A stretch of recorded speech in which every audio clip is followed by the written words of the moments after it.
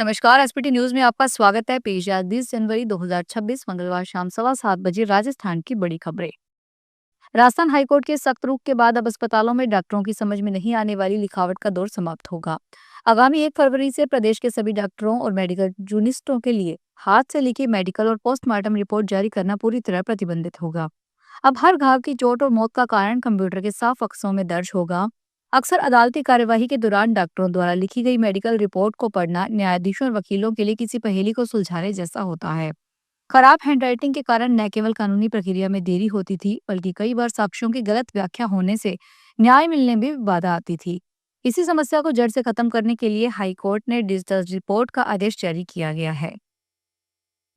Rajasthan youth Congress में बड़े स्तर पर संगठनात्मक बदलाव किया गया है। पार्टी ने तत्काल प्रभाव से पूरी प्रदेश कार्यकारिणी को भंग करने का ऐतिहासिक निर्णय लिया है। इसके तहत समस्त निर्वाचित प्रदेश पदाधिकारी और मनोनीत पदाधिकारी दोनों को कार्यकारिणी से मुक्त कर दिया गया है। इस कदम का उद्देश्य संगठन को नए सिरे से मजबूत करना और युवा नेतृत्व को सक्रिय रूप से शामिल करना बताया जा रहा है। राजस्थान में पुलिस थानों, साइबर, महिला थानों और पुलिस चौकियों के निर्माण को लेकर बड़ा अपडेट सामने आया है।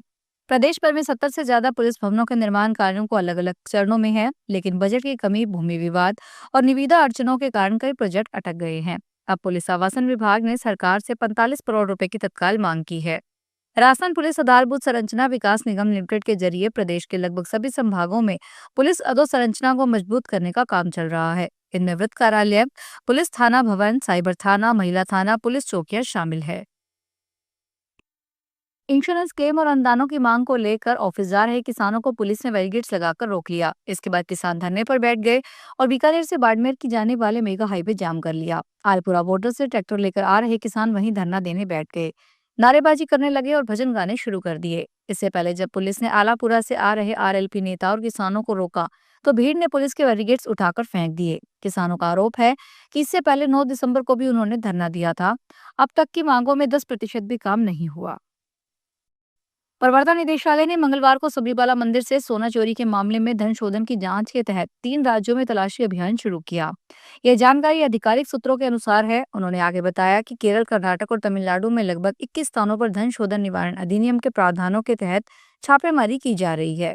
बेंगलुरु में मुख्य आरोपी उन्नीकृष्णन पोटी और त्रावणकोर देवस्थानम बोर्ड के पूर्व अध्यक्ष ए पद्म कुमार से जुड़े परिसरों को संघीय जांच एजेंसी द्वारा कार्रवाई के तहत शामिल किए जाने की आशंका है। राजस्थान की बेटी को राष्ट्रपति भवन से विशेष आमंत्रण मिला है। इस सूचना के बाद सीकर जिले के बेरी गांव और आसपास के क्षेत्रों में ग्रामीण खुशी से झूम उठे हैं। पूरे इलाके में गर्व का माहौल है। यह आमंत्रण डाक के माध्यम से प्राप्त हुआ। आखिरकार क्या वजह रही कि राजस्थान के सीकर जिले के बेरी गांव की संतोष देवी को यह सम्मान मिला? संतोष देवी बेरी गांव की प्रगतिशील महिला किसान है। खेती के क्षेत्र में नवाचार किया है। उनकी कड़ी मेहनत और दूरदर्शिता को सलाम करेंगे। संतोष देवी ने राजस्थान में सेब की खेती कर सबको चुका दिया। दीग जिले की पहाड़ी नगरपालिका बिजली चोरी कर रही है। जब बिजली विभाग को इसका पता लगा, तो बिजली विभाग ने पहाड़ी नगरपालिका के नाम करीब 2 लाख रुपए का जुर्माना लगा दिया। बिजली विभाग के अधिकारियों का कहना है कि नगरपालिका की हाई मास्क और स्ट्रीट लाइटें चोरी की बिजली से चल रही थी। इसके बारे में पता लगने के बाद कनेक्शन को काट दिया गया। बिजली विभाग के एईएन धनंजय कुमार ने बताया कि पिछले 3 महीने से नगरपालिका की स्ट्रीट और हाई मास्क लाइटें जल रही है। फलौदी में मंगलवार सुबह बजरी से भरा डंपर पलट गया। हादसा अंडरब्रिज से मोहन छंगानी नगर को जाने वाली संपर्क सड़क के मोड़ पर करीब 11 बजे हुआ। हादसे में कोई जनहानि नहीं हुई, लेकिन क्रय विक्रय सहकारी समिति के भवन को नुकसान पहुंचा है। जानकारी के अनुसार डंपर में 42 टन बजरी भरी हुई थी। मोड़ पर चालक वाहन को नियंत्रित नहीं कर पाया, जिससे डंपर बाई ओर पलट गया। डंपर समिति के भवन से कुछ ही दूरी पर गिरा, जिससे भवन में दरारें आ गई और नाले पर बनी पट्टियां टूट गई। अजमेरगंज के थाना क्षेत्र में युवती का मोबाइल हैक कर ठगी करने का मामला सामने आया है। ठगों ने आईसीआईसीआई बैंक कर्मचारी बनकर क्रेडिट कार्ड अपडेट करने का झांसा देकर मोबाइल हैक किया। ठगों के द्वारा बाद में उसके क्रेडिट कार्ड से 2 आईफोन और एक डबल डोर फ्रिज सहित एक प्ले स्टेशन गेम खरीद लिया गया। करीब 2 लाख की खरीदारी की गई। युवती की शिकायत पर गंज थाना पुलिस ने मुकदमा दर्ज किया है। गंज थाना पुलिस के अनुसार रघुनाथ भवन गंज निवासी अनीता कंवर की ओर से मुकदमा दर्ज करवाया गया है। जयपुर इंटरनेशनल एयरपोर्ट से दिल्ली जाने वाले पैसेंजर्स को परेशानी का सामना करना पड़ेगा। जयपुर दिल्ली रूट की 2 फ्लाइट्स को अलग अलग कारणों से कैंसिल कर दिया गया। इसमें एयर इंडिया और इंडिगो एयरलाइंस की एक फ्लाइट शामिल है। फ्लाइट्स के कैंसिल होने से बड़ी संख्या में पैसेंजर्स को ट्रेवल प्लान प्रभावित हो रहा है। इंडिया एयरलाइंस से जुड़े सूत्रों के अनुसार यह फ्लाइट कल बुधवार से 26 जनवरी तक ऑपरेट नहीं की जाएगी। इस फ्लाइट को दिल्ली से गणतंत्र दिवस से जुड़े सुरक्षा और एयर ट्रैफिक प्रतिबंधों के कारण कैंसिल करने का फैसला लिया गया है।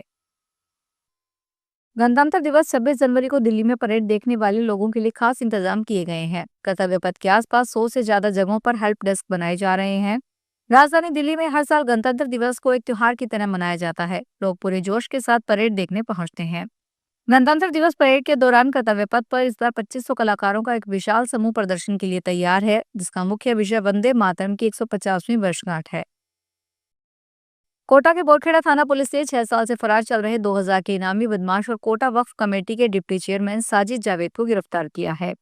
आरोपी पर एक बुजुर्ग दंपति के रजिस्ट्री शुदा प्लाट की फर्जी 2 फाइलें बनाकर उन्हें बेचने और लाखों रुपए की धोखाधड़ी करने का गंभीर आरोप है। साजिद जावेद पहले कांग्रेस पार्टी से जुड़ा रहा है और नवंबर 2023 में भाजपा में शामिल हो गया था। पुलिस ने साजिद जावेद को बाजार में खरीदारी करते हुए गिरफ्तार किया। थानाधिकारी अनिल टेलर ने बताया कि न्यू आकाशवाणी कॉलोनी नयापुरा निवासी बुजुर्ग महिला अर्चना नंदा पत्नी सुभाष नंदा ने थाने में शिकायत दर्ज करवाई थी। जयपुर नगर निगम मुख्यालय में मंगलवार को सफाई कर्मचारियों के एक गुट ने विभिन्न मांगों को लेकर प्रदर्शन किया और नगर निगम आयुक्त गौरव सैनी को ज्ञापन सौंपा। सफाई कर्मियों ने समयबद्ध मांगों का समाधान नहीं होने पर आंदोलन की चेतावनी दी है। प्रदर्शन के दौरान दूसरे गुट के लोग भी पहुंच गए, जिससे टकराव की स्थिति बन गई। हालांकि पुलिस बल भी भरी संख्या में मौजूद रहा। अजमेर के जनाना रोड पर स्कूल बस व सिटी बस में भिड़ंत हो गई। इस स्कूल बस के आगे का हिस्सा पूरी तरह क्षतिग्रस्त हो गया। दोनों बसों के ड्राइवर व 4 सवारियों को चोट आई है।